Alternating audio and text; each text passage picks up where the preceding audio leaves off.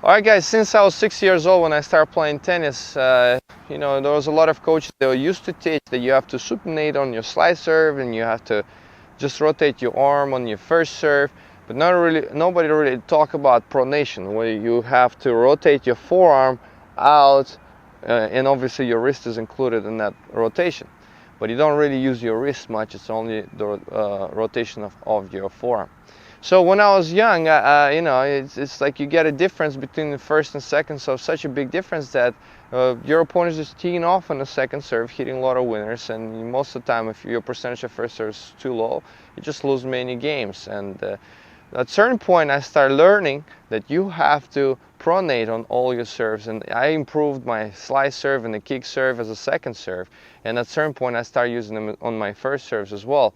I started holding a lot more my serves, and I felt a lot more comfortable by the age of 13 or 14, which made a huge improvement on my game, considering that how important the serve in your game. So today we're going to do very important drills that are going to help you to improve your serves, and we're going to prove why you should pronate and on your serves on the slice and the kick serve. And we're going to give you simple drills that you can do on your own in order to improve your serve and get better at it. So as you know, we see a lot of comments under some videos that we post on the slide serve, and a lot of people say, but how can you slide, especially on deuce side?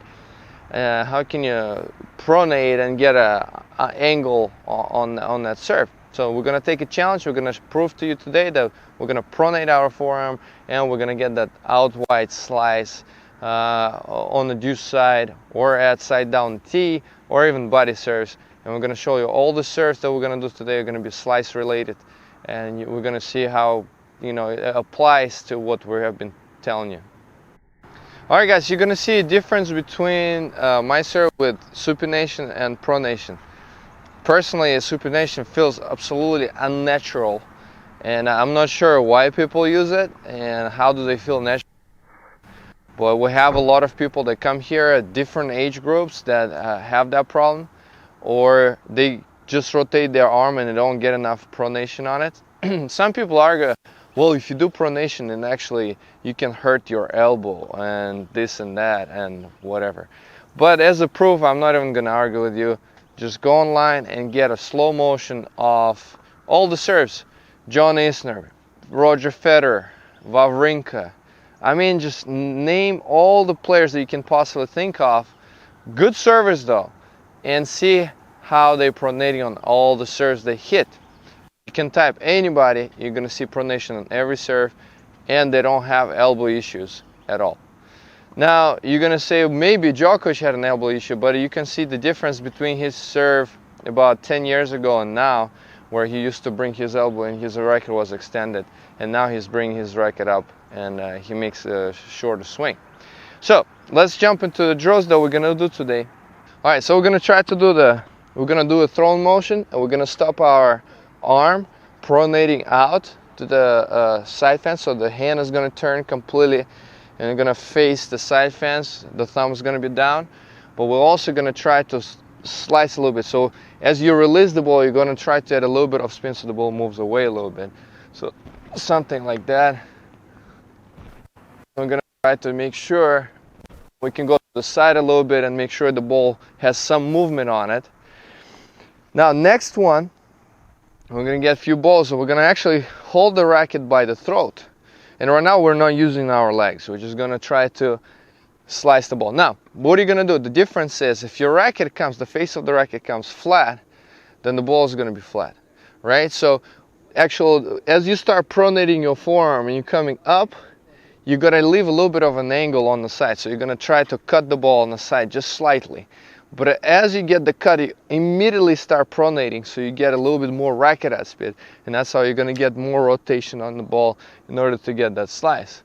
So we're going to start with our racket up, and we're going to pronate, and we're going to stop our racket like that. So you can see we get a slice holding by the throat, so we have a little bit more control on the ball. Then second, we're going to slide the racket down a little bit by the grip. Down here we're going to do the same swing, few reps. We're going to have our racket up, again focus on getting a little bit of an angle, and then pronate our forearm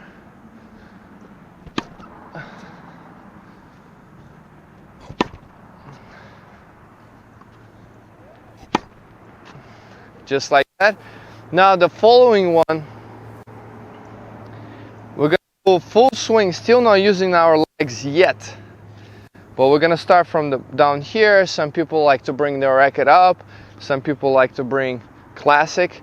It doesn't matter which way you do it. Either way it works, as far as you have a good rhythm and you get the point of contact right? All right, now guys, you're gonna do full swing without using your legs, and you have to stop your swing up here to make sure you're pronating, so you can actually check yourself if you have a full pronation or not. Now, make sure there's one thing that people face with when they swing. They start pronating too much and over pronating right through the point of contact. So what happens? As they swing, the ball is going to go to the side. So you have to make sure as you're coming up, you get the angle first. And then when the ball starts leaving your strings, then you do a full pronation. Just like that. And again, just like that. And like that. So you can see, I can see myself doing the pronation and I'm not falling through, because if you do full swing, sometimes you're not even sure if you finish the swing because the racket is coming down, so you're not sure if you did pronation or not. And the final stage, we're gonna use our legs, we're gonna do a full swing, and we're gonna do a pronation, we're gonna get a slice serve as well.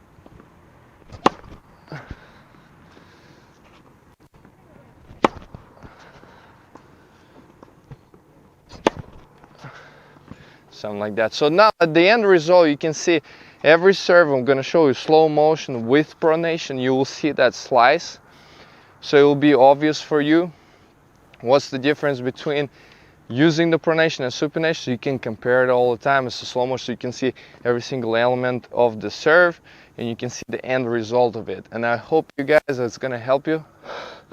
Right out of gas.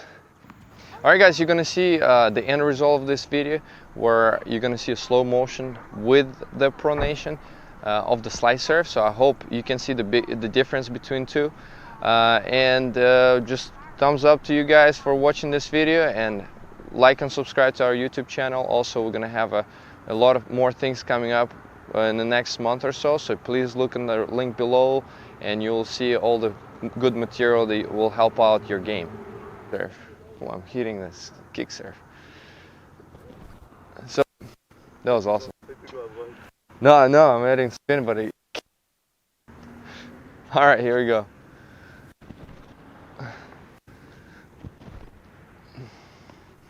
Kicks, man. Fucking kicks.